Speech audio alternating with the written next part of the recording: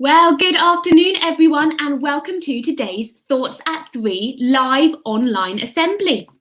My name is Ellie, and if you don't know me, I am part of the schools team with Southampton City Mission, where normally we would love to be going into schools to do assemblies, question of faith days, some year 6 transition support. But of course, the safest thing right now is to be socially distant. So instead, we are doing that over the internet. So hello if you are watching live right now, maybe on Facebook or YouTube, or if you are watching this at a slightly later date or time. It is good to have you with us. Today, just like we would do in a school assembly, we will be talking through a topic, answering any questions you might have, and ending the session with a prayer. So hope you can join me, especially if you're watching live. We've got the chat where you can type in any questions, say hello if you are watching live, and we will have a go at answering those questions because today, later on, I'm going to be joined by my good friend Silas. So make sure you say hello to him and get any questions in. But before we do that, I want us to have a little think about the unexpected. I think there's a lot of unexpected things going on right now in the world. But also, I don't know about you, but in this time of lockdown, I've been doing a lot of quizzes. My family have a weekly quiz that we do over Zoom, and I've been learning some unexpected facts. I'm going to have a go at quizzing you on these now and see if you find them just as unexpected as I did. Question number 1, which I was very surprised to find out the answer to, is this. Which company makes the most tyres in a year? Now, I don't know if you know much about tyres, I don't, but I was thinking some of those big brands, I don't know, Michelin, Goodyear, I think is a tyre brand. Are they what you're expecting the answer to be? Well, actually, I can reveal that the company that makes the most tyres more than any others is Lego. That is right, Lego make 700 million tyres a year, which is of course for their little cars and toys that they build with their Lego things. But did you expect Lego to be the company that makes the most tyres? Maybe not. Well, this got me thinking about some other, perhaps unexpected facts, and I've got another quick quiz question for you here. It says, which country in the world has the most pyramids? Now, maybe like me, the first answer that pops into your head is, of course, Egypt. I used to love studying ancient Egypt with my class when I was a teacher, and I know that Egypt has loads of pyramids built. They're brilliant. But not the country which has the most pyramids. In fact, the answer is Sudan. Apparently, Sudan has about 200 to 250 pyramids, whereas Egypt has only got 138. So perhaps not the expected answer you were thinking of. Well, why am I talking about unexpected things? That's because it all links to today's topic, where we're continuing our People of God series looking at David. David was a king in the Bible, but he was not the expected choice. And so I would say he is a bit of an unexpected character. Let me tell you a little bit about David. You see, at a time when David was just a boy, a new king was needed. Saul, the current king, was not doing so great. And so God chose somebody else. David, who was just a shepherd boy. He was very good at playing musical instruments and very good at looking after his father's sheep, but perhaps not who you would expect to be king one day. In fact, Samuel, when he went to go and anoint the future king, didn't expect David either.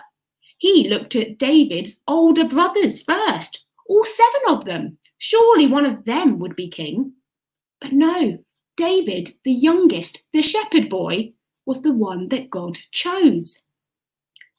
There's another part to David's story which you might have heard of, and that is when he fought the giant Goliath. I'm sure you might have heard this story before. Goliath was about 9 feet tall and a fierce warrior. And yet it was the little boy David who was able to defeat him. When David went to fight Goliath, people offered him armour and weapons. But when he tried it on, it was so big and heavy he could barely walk. Instead, David used just his slingshot to throw a stone right into Goliath's head, which knocked him out, and so he was defeated. So, David, he did go on to be king, and people refer to him as a king after God's own heart. That doesn't mean he was perfect. In fact, we might find out a little bit more about the rest of David's life. But what is important is that David trusted God, and he might have been the unexpected choice, but it was still who God chose. So, we are going to have a go at answering any questions you might have about King David, or even Shepherd Boy David. And to do that, I've invited my friend Silas along to come and join us. So I'm going to see if he's ready to join us now, and hopefully we can answer some of your questions. Good afternoon, Silas. Good afternoon. It's fantastic to have you with us. I think we've got a bit of a delay, but I'm sure we can still hear you well. So Silas, introduce yourself to us. Who are you? What do you do? I'm Silas. I'm a kids and youth worker at Level10 Church. Been doing that for several years in Winchester. And I also studied here too. So I've been here a little while now. That is fantastic. Well, Silas has very kindly come to help me answer some of your questions. So my first question I have here, which is one we would often hear if we did a topic on David in school, says, why did God choose David to be king? Silas, why do you think he did that?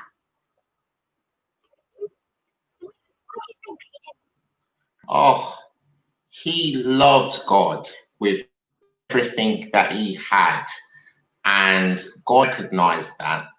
In earlier books of the Bible, it talks about that God asked of his people to love with everything they had, all their mind, heart, and strength. And David, he loved God, and he had a willing heart. Adults might say, instead of willing, it was devoted, like he was so focused on wanting to and do the things that God asked. Fantastic, absolutely. And so God saw that straight away and just loved that about David. Thank you, Silas. Brilliant answer there. So it's all about what was in David's heart, that willing heart. So we've talked quite a bit about David's childhood there, how he was chosen as a young shepherd boy. But I wonder, Silas, if you could maybe explain what happened to David. Could you maybe share some of what happened to him later on in life?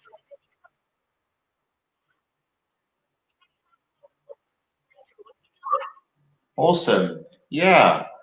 So in actual fact, though God had chosen David to be the next king, he had to wait quite a long time before that happened. And so David was continuing to serve the king before him at the time.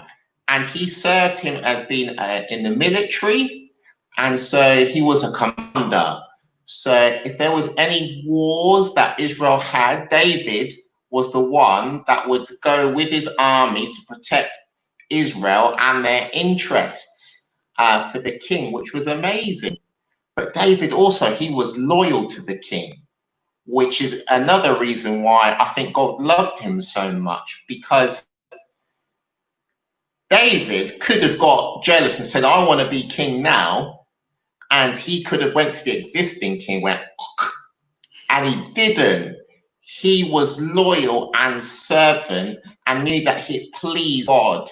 In fact, when the other king was ill or sad and was just really troubled, David would play music. He would use his musical gifts, calm him down, to soothe him and relax him. So David was such a humble man in this time of waiting to be king.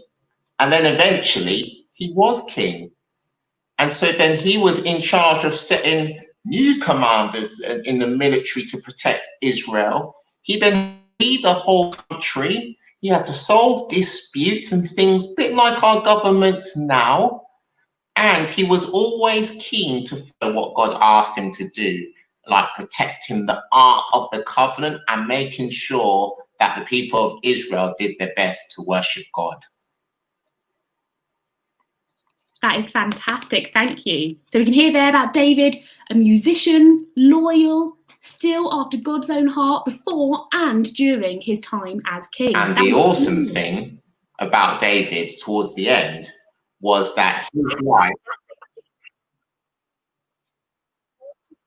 Oh, carry on there, Silas.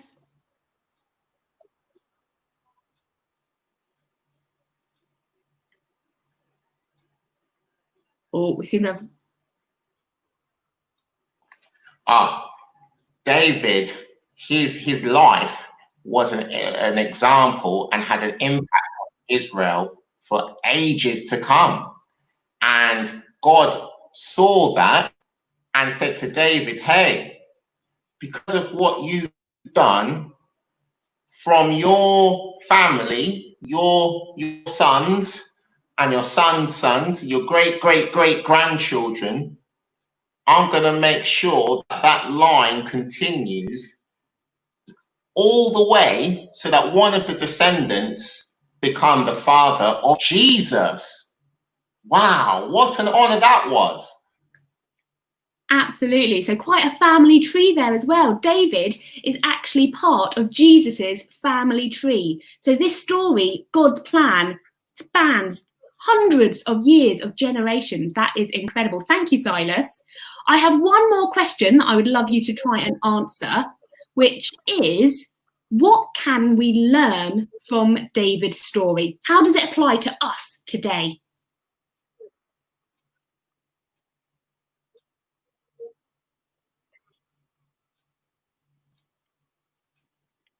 You know, David in his family was the smallest.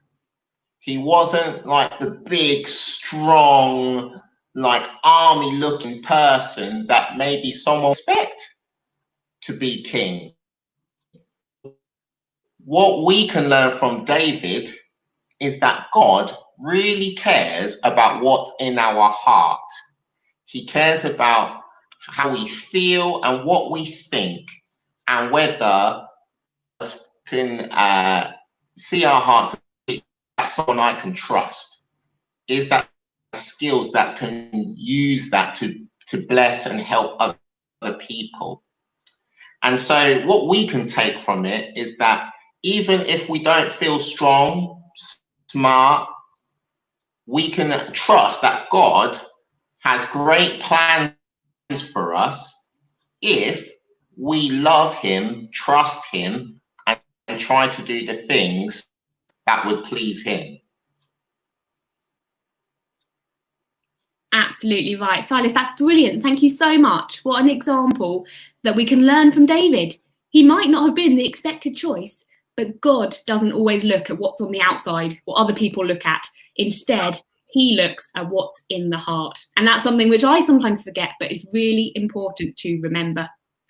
Silas, I want to say thank you so much for joining us. I think there has been a bit of delay, so apologies for any technical difficulties, but a brilliant answer there, and I think we can still hear your answers nice and clearly. We have actually got one more question come in, which I'm going to put up now.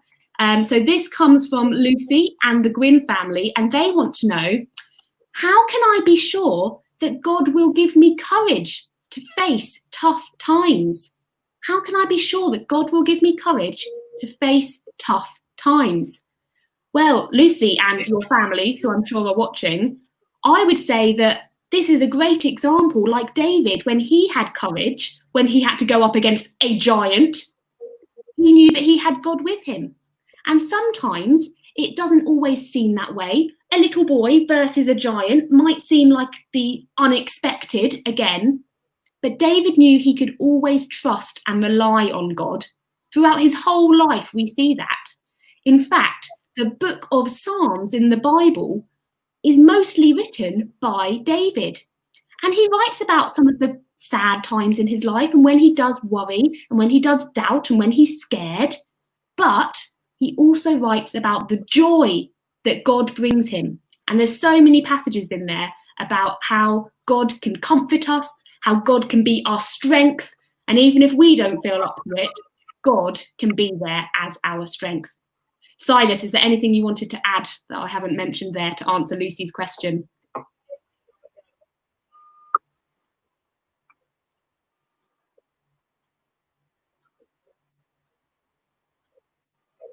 I think you covered it. And but what I would say is that God always gives us strength in tough times. So, and in one of the Psalms David wrote in Psalms 23, he says that actually, when I go through the valley, which looks a bit dark and a bit scary, your rod and your staff, which is like metaphor for your direction and your help, will comfort us. So looking at what David wrote, we can see there that there's a promise for us that God is there even when it's a bit scary. Fantastic. So Lucy, or whoever asked that question in your household, I hope we've managed to answer that for you there. But definitely do take a look at some of those Bible verses, which can remind us how God is always there to give us courage, even if we think we don't have it by ourselves. Silas, I want to say thank you so much for joining us. Is there anything else you wanted to say just before we say goodbye?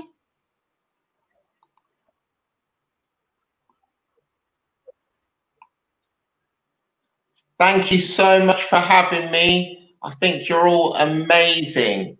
Keep taking it a day at a time. Let's celebrate the good news in every day, however small they are. And a bit like the last question, let's keep asking God for courage and support to step out and be everything we can be in Him. Absolutely. I couldn't agree more. Silas, thank you so much. I will see you soon. Hopefully. Bye. Okay, so Lucy has said, thank you so much for that. So Silas, thank you for your fantastic answers there. I would actually just like to take the opportunity to share one of my favourite Bible passages, which is from the book of 1 Samuel, which is where you can read all about David's story. And when Samuel, he was the one that had to go and choose the next king or anoint the king that God had chosen, God spoke to him.